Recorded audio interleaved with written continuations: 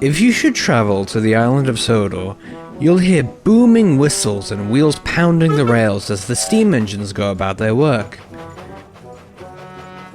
If you listen closely, however, you will hear another noise.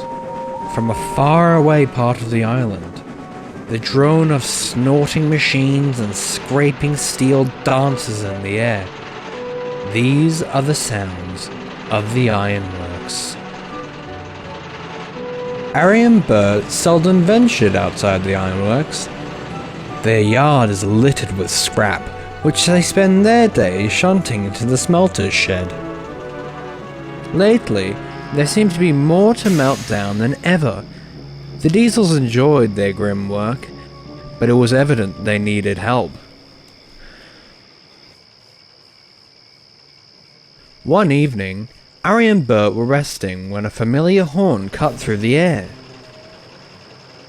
Diesel slunk into the yard, a train full of scrap in tow. Well, smirked Harry. If it isn't Mr. Revolutionary himself, come to take some weight off our buffers, eh? If I must, grunted Diesel, though I should be out taking work from those rotten steamies on the main line, not tucked away here. I'll bet, teased Harry. Well, we'd love to be dazzled by your greatness. Take this train to the shed and we'll get started. Mind yourself round here, Bert muttered. Strange goings on lately. Bert was trying to be helpful, but he'd made the mistake of giving Diesel an inch. Later, Bert was moving trucks into the smelter shed. Fog had descended on the yard, and he had to move slowly. Suddenly there was a bump, and a line of trucks went rolling past him, with no engine. Boom! Are you quite done? Snapped Bert. Diesel was taken aback.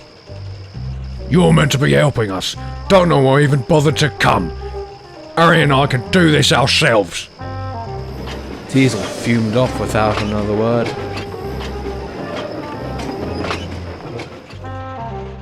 Can't rely on old tricks. I need a new way to scare them, he thought.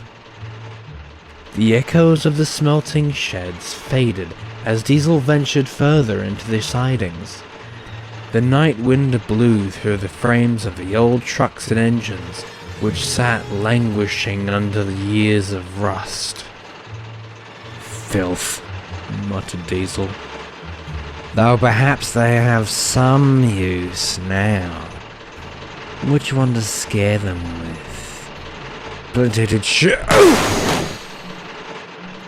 Watch where you're going, you!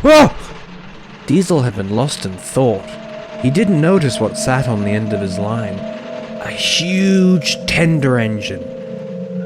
Though its smoke box door was missing, it seemed to be staring at him. Silly me, chuckled Diesel, getting spooked over this wreck. And that's when it hit him. Spooked? Yes, it's perfect. This'll get him.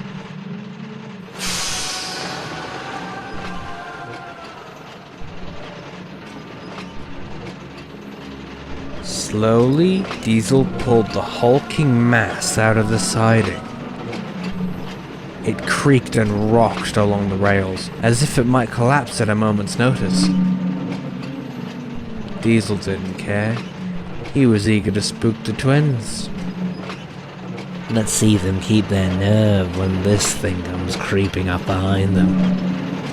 It was a good trick, and certainly would have given them a great scare. If only it had worked. Diesel slowed down, but the engine didn't. Its old coupling snapped, and any brakes it once had were long since disintegrated. Diesel watched in horror. It shot past Harry and Bert, disappearing into the smelting shed, and crash! All was silent, but not for long. The foreman came stomping up and cursing out of the shed. "What the devil do you think you're playing at?" he shouted at Diesel. "I've got half a mind to drag you in there and scrap you myself for that little stunt."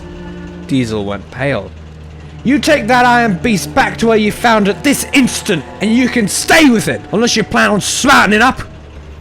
Speechless, Diesel rolled into the shed.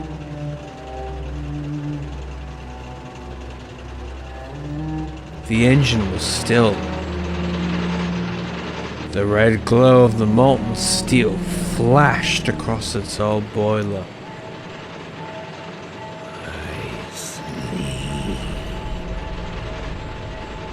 Diesel froze. Who's there?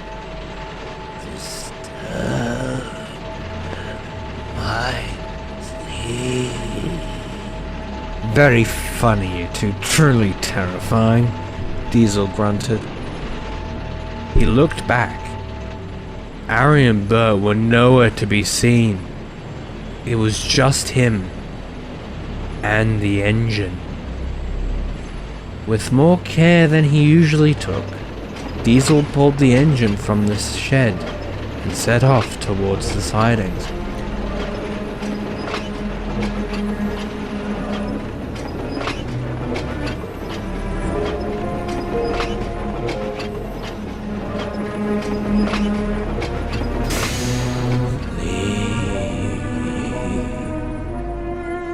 The yard lights began to flicker. Diesel glanced around. He thought he could see pale fireflies dancing in the night. Suddenly the lights cut out. The fireflies grew brighter, revealing dark shapes behind them. Diesel squinted, and that's when it hit him. They weren't fireflies. They were eyes, peering out from the twisted remains of engines past. "You disturbed my sleep!" Diesel jumped. A face appeared on the engine where there had not been one before. "Ah!" shrieked Diesel, and he raced away as fast as he could, whilst the engine and its spectral friends vanished into the mist.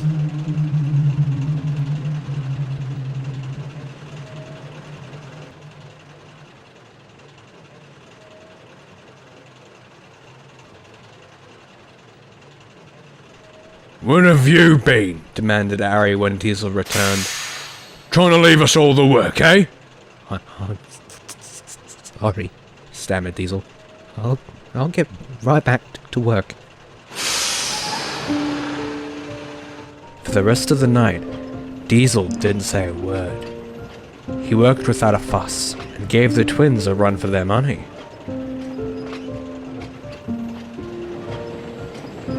Even the foreman was impressed.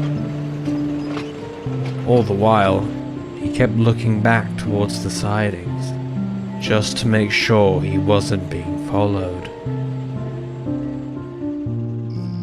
When the work was done, he wanted to go home. "No chance tonight, old fellow," said his driver. "With fog like this, we'll never make it back." Reluctantly, Diesel backed down next to Bert in the shed. "Strange things happening round here," murmured Bert.